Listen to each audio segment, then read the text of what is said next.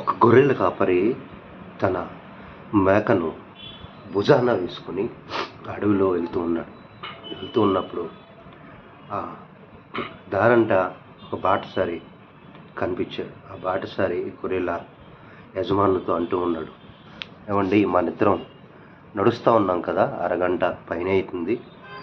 మీరు ఎంతసేపు మీ గొర్రెని ఆ భుజాల మీద పట్టుకుని వెళ్తూ ఉంటారు?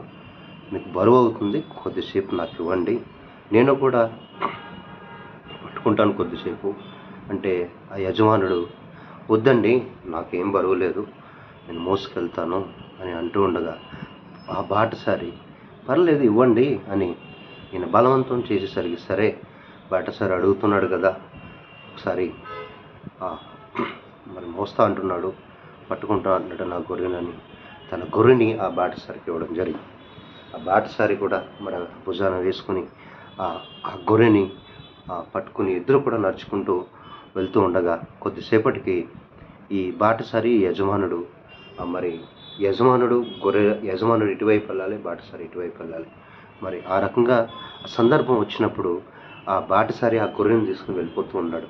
ఏమండి ఆగండి, నా గొర్రెని ఇవ్వండి, నేను వెళ్ళేది ఇటువైపు వెళ్ళాలి, మీరు అటువైపు వెళ్ళాలి, నా గొర్రెని నాకు ఇచ్చినట్లయితే, నా మేకను నాకు ఇచ్చినట్లయితే మరి నేను వెళ్తాను అనేసరికి, ఏం మాట్లాడుతున్నాను మీరు, ఇది నాది, ఈ మేక నాది, గొర్రె నాది, నేను ఇవ్వను అని బాటసారి అనేసరికి ఇద్దరి మధ్యన వాగ్వాదం చోటు చేసుకున్నప్పుడు అటువైపు వెళ్ళే ఒక వ్యక్తి ఆ వాగ్వాదం విని దగ్గరకు వచ్చి ఏమైంది అడిగినప్పుడు ఇవి ఇద్దరు కూడా ఇలా చెప్పేసరికి, సరే మీరు మీ సమస్యకు పరిష్కారం కావాలంటే ఒక రాజుగారు ఉన్నారు, రాజుగారి దగ్గరికి వెళ్దాం నడవండి అనేసరికి ఇద్దరం తీసుకుని ఆ రాజుగారి దగ్గరికి వెళ్ళడం జరిగింది. మరి అప్పటికి రాజుగారికి విన్నవించినప్పుడు రాజుగారు అనడం జరిగింది, ఇప్పుడు సమయం మరి సాయంకాలం రాత్రి వేళ కావస్తుంది కనుక మీరు ఇక్కడే బస చేయండి, రేపు మీ సమస్య ఏంటో నేను పరిష్కరిస్తాను.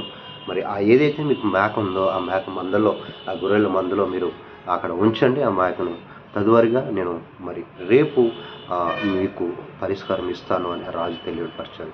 అయితే ఈ మేకను మరి తీసుకెళ్లి మేక మందలో మరి ఉంచేసి ఇద్దరు కూడా ఆ రోజు బస చేసిన తర్వాత మరి రాజుగారు ఉదయాన్నే వచ్చి, ఏంటి మీ సమస్య అన్నప్పుడు, మరి ఇలా రాజా, ఆ గొర్రె నాది మరి నేను పట్టుకుంటూ వస్తున్నప్పుడు మరి ఈ బాటసారి అడగడం కొద్దిసేపు నేను మోస్తాను అనేసరికి ఈ బాటసారి నేను ఇవ్వడం జరిగింది.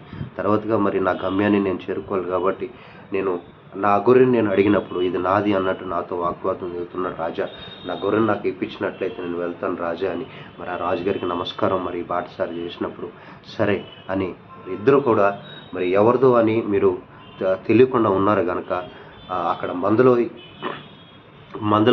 అక్కడ గొర్రె మందలు మీరు ఆ గొర్రెల్లో కట్టేశారు కదా, మరి అక్కడికి వెళ్ళి మీ మేకలను మీరు తెచ్చుకో అన్నప్పుడు ఈ బాటసారి కాకుండా ఈ బాటసారి వెళ్ళడం జరిగింది. ఈ బాటసారి వెళ్ళి అన్నీ కూడా మరి మేక మందులో చూసేసరికి ఏది కూడా ఈయనకి కాని రాలేదు.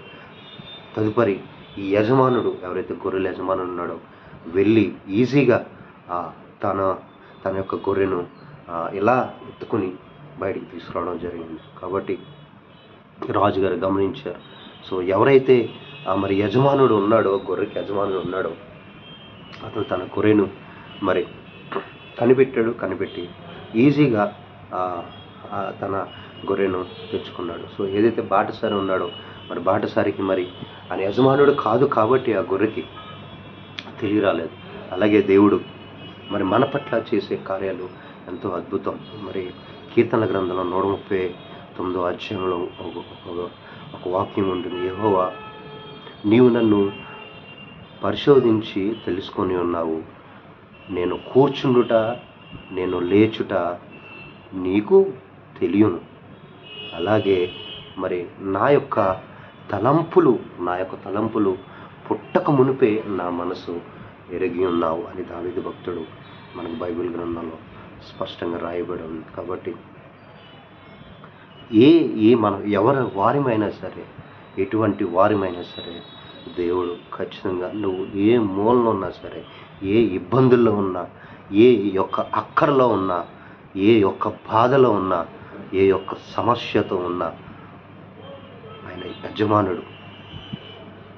యజమానుడు మన జీవితానికి యజమానుడు కనుక ఆయన ఏ ఇరుకుల్లో ఇబ్బందుల్లో ఉన్నా వేరే వాళ్ళ చేత మనం బంధించబడ్డా దేవుడు ఖచ్చితంగా నిన్ను బయటికి తీసుకురాగలడు.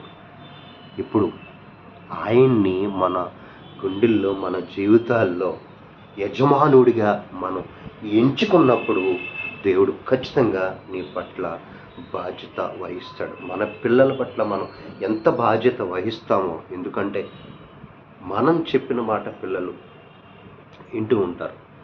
మనం చెప్పిన బాటలో దేవుడు ఆ పిల్లలు ఎదుగుతూ ఉంటారు. కాబట్టి వాళ్ళకు భయం మనమంటే. అలాగే దేవుడు చెప్పిన బాటలో మనం ఉన్నట్లయితే ఖచ్చితంగా దేవుడు ఆయన యజమానుడు గనక నువ్వు ఎటువంటి పరిస్థితుల్లో ఉన్నా దేవుడు నిన్ను బయటికి తీసుకురాగలడు. నీకు రక్షణని, ఒక కవచాన్ని, ఈ లోకంలో ఒక కవచాన్ని నీకు ఇవ్వగలడు. కాబట్టి ఏ విధంగా అయితే భక్తుడు దావీదు అంటూ ఉన్నాడు, నా తలంపులు పుట్టక మునుపే నా మనసు ఎరిగి ఉన్నావు. మనం ఎక్కువగా మనం డైలీ లైఫ్లో మన తలంపులతో మనం ముందుకు వెళ్తూ ఉంటాం. కానీ దేవుడు తలంపులు కాదండి, మనస్సు ఎరిగినవాడు. ఈరోజు మన మనస్సు దేవునికి ఇచ్చినట్లయితే, ఆయన యజమానుడిగా మన జీవితాల్లో మనం ఉంచుకున్నట్లయితే మనల్ని విడిపించగల దేవుడు మన ప్రభువైన యేసుక్రీస్తు. ఆమేన్.